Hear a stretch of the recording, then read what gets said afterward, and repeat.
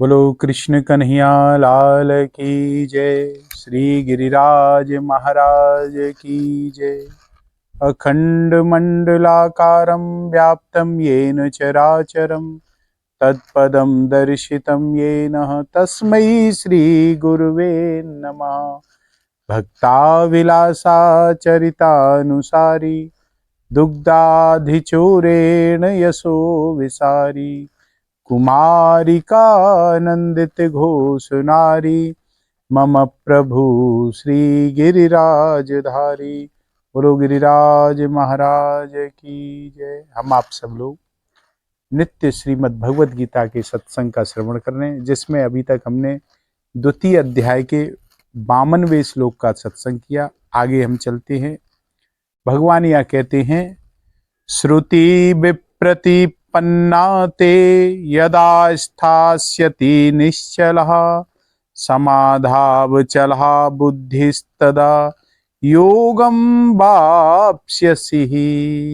यदा, अर्जुन, जिस काल में श्रुति विप्रतिपन्ना, शास्त्रीय मतभेदों से विचलित हुई, ते मतलब तेरी बुद्धि, बुद्धि निश्चला, निश्चल स्थास्यति हो जाएगी, और समाधो परमात्मा में अचला, अचल हो जाएगी। तदा उस समय, उस काल में तू योगम अवाप्स्यसि, योग को प्राप्त हो जाएगा। लौकिक मोह रूपी दलदल को तरने पर भी नाना प्रकार के शास्त्रीय मतभेदों को लेकर मोह हो जाता है जीव को। उसको तरने के लिए भगवान ने इस श्लोक में प्रेरणा दी है कि शास्त्रीय मतभेदिक जो मोह है उससे कैसे तरा जाए। 52वें श्लोक में जो मोह रूपी दलदल है उसको तरने का बताया भगवान ने। यहाँ शास्त्रीय मतभेदों से तरने की बात ठाकुर जी अर्जुन से कहते हैं। श्रुति विप्रतिपन्ना ते तदा योगमवाप्स्यसि। अर्जुन के मन में यह श्रुति विप्रतिपत्ति है कि अपने गुरुजनों को का, अपने कुटुंबियों का नाश करना उचित नहीं है, और अपने जो क्षत्रिय धर्म है उसका त्याग करना भी उचित नहीं है। एक तरफ कुटुंबियों की रक्षा हो और दूसरी तरफ जो अपना क्षत्रिय धर्म है उसका भी पालन हो। ये दोनों चीजों में, इसमें अगर कुटुंबियों की रक्षा करे तो युद्ध नहीं होगा, और युद्ध नहीं होगा, युद्ध होगा तो कुटुंबियों की रक्षा नहीं होगी। ये दोनों अलग अलग चीज है महाराज। इन दोनों बातों से अर्जुन श्रुति विप्रतिपत्ति है, मतलब दुविधा में है अर्जुन, क्या किया जाए, जिससे उनकी बुद्धि विचलित हो रही है इस दुविधा की वजह से। अतः भगवान शास्त्रीय मतभेदों में बुद्धि निश्चल और परमात्मा प्राप्ति के विषय में बुद्धि को अचल करने की प्रेरणा अर्जुन को यहां देते हैं भगवान। पहले तो साधकों में इस बात को लेकर संदेह होता है कि सांसारिक व्यवहार को ठीक किया जाए या परमात्मा की प्राप्ति की जाए, क्या किया जाए।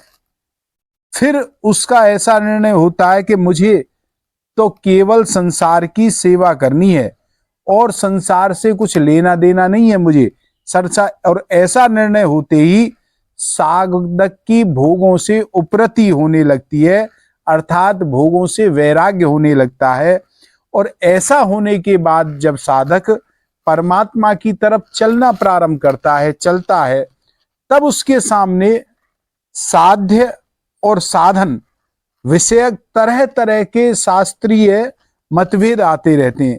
इससे मेरे को किस साध्य को स्वीकार करना चाहिए, किस साधन पद्धति को स्वीकार करना चाहिए, इसका निर्णय करना साधक के लिए बड़ा कठिन हो जाता है, वो उसमें फंस जाता है। परंतु जब साधक सत्संग का आश्रय लेके सत्संग के द्वारा अपनी रुचि, श्रद्धा विश्वास और योग्यता का निर्णय कर लेता है, अथवा निर्णय ना हो सकने की दशा में भगवान के शरणागत होकर के उनको पुकारना प्रारंभ कर देता है, तब भगवान की कृपा से उसकी बुद्धि निश्चल हो जाती है महाराज। दूसरी बात, संपूर्ण शास्त्र संप्रदाय आदि में जीव, संसार और परमात्मा, इन तीनों की अलग अलग रूप से वर्णन किया गया है। इसमें विचार पूर्वक देखा जाए तो जीव का स्वरूप चाहे जैसा हो, पर जीव मैं हूं, यह इसमें सब एक मत है। इसमें किसी भी शास्त्र के दो मत नहीं है महाराज, एक ही मत है महाराज कि मैं जीव हूं। और संसार का स्वरूप चाहे जैसा हो, कैसा भी हो, पर संसार को छोड़ना ही है। इसमें भी सभी शास्त्रों का एक मत है, इसमें भी दो मत नहीं है महाराज, इसको छोड़ना ही पड़ेगा महाराज। और परमात्मा का स्वरूप चाहे जैसा हो, चाहे जिस रूप में हो महाराज परमात्मा, पर उसको प्राप्त करना ही जीव मात्र का लक्ष्य है। इसमें भी सब एक मत है, किसी के दो मत नहीं है। ऐसा निर्णय करने ले पर साधक की बुद्धि जो है वह निश्चल हो जाती है और मेरे को केवल परमात्मा ही प्राप्त करना है, ऐसा दृढ़ निश्चय करने पर साधक की बुद्धि परमात्मा के प्रति अचल हो जाती है। तब साधक सुगमता पूर्वक योग अर्थात परमात्मा के साथ नित्य योग को प्राप्त कर जाता है।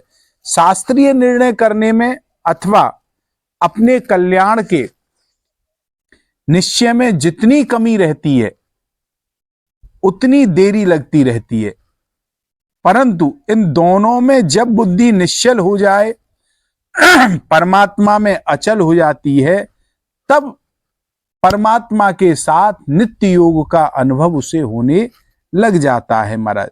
संसार में संबंध विच्छेद करने के लिए बुद्धि निश्चल होनी चाहिए, और जिसको छठे अध्याय के 23वें श्लोक में भगवान ने कहा है दुख्यम संयोग वियोगम, इस पद से समझाया कि और परमात्मा से संबंध जोड़ने के लिए बुद्धि अचल होनी चाहिए महाराज, जिसको दूसरे अध्याय के 48वें श्लोक में भगवान समत्वम योग उच्चते इस पद से कहते हैं।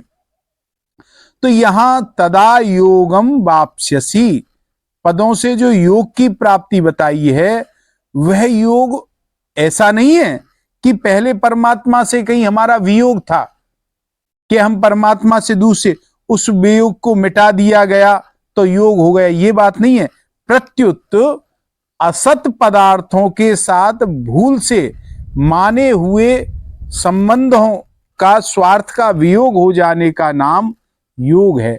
जो संबंध हमने असत पदार्थों से मान लिए हैं उनसे वियोग हो गया तो परमात्मा से योग है ही। अर्थात मनुष्य की सदा से जो वास्तविक स्थिति है, परमात्मा से जो नित्य योग है, उस स्थिति में स्थित होना ही योग कहा गया है। और वह वास्तविक स्थिति ऐसी विलक्षण है कि उससे कभी वियोग होता ही नहीं है भगवान से, और होना संभव ही नहीं है। उसमें संयोग वियोग योग आदि कोई भी शब्द लागू नहीं हो सकता परमात्मा के संबंध में। केवल असत से माने हुए संबंधों को त्याग को ही यहां योग संज्ञा दे दी गई है।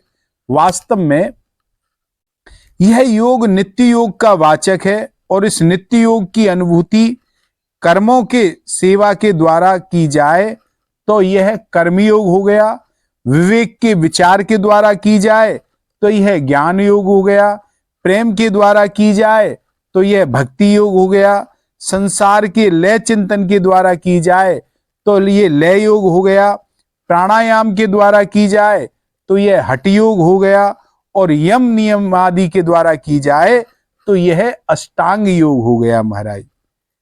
तो ये योग है ही परमात्मा से।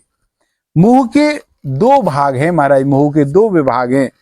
मोह कलिलम अर्थात संसारिक मोह, और दूसरा है श्रुति विप्रतिपत्ति अर्थात शास्त्रीय दार्शनिक मोह महाराज। शरीर, स्त्री, पुत्र, धन संपत्ति आदि में राग होना, यह सांसारिक मोह है। और द्वैत, अद्वैत, विशिष्टाद्वैत, द्वैताद्वैत आदि दार्शनिक मतभेदों में उलझ जाना, यह शास्त्रीय मोह है।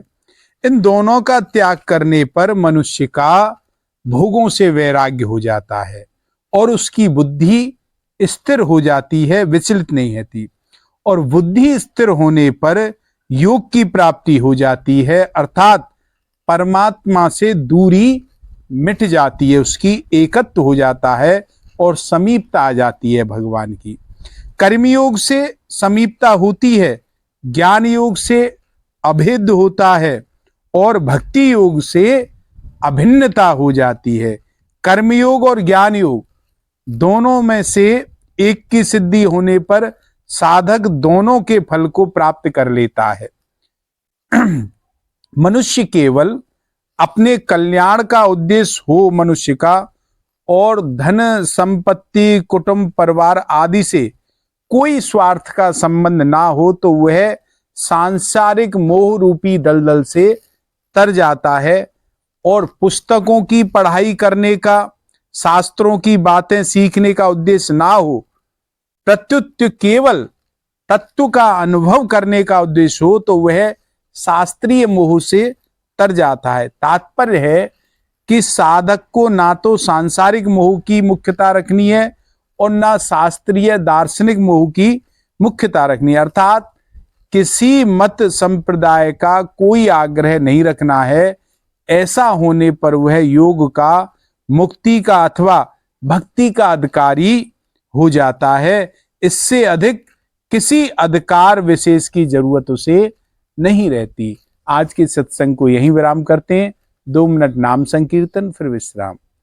राधे राधे गोविंद गोविंद राधे, राधे राधे गोविंद गोविंद राधे, राधे राधे गोविंद गोविंद राधे, राधे राधे गोविंद गोविंद राधे, राधे राधे गोविंद गोविंद राधे।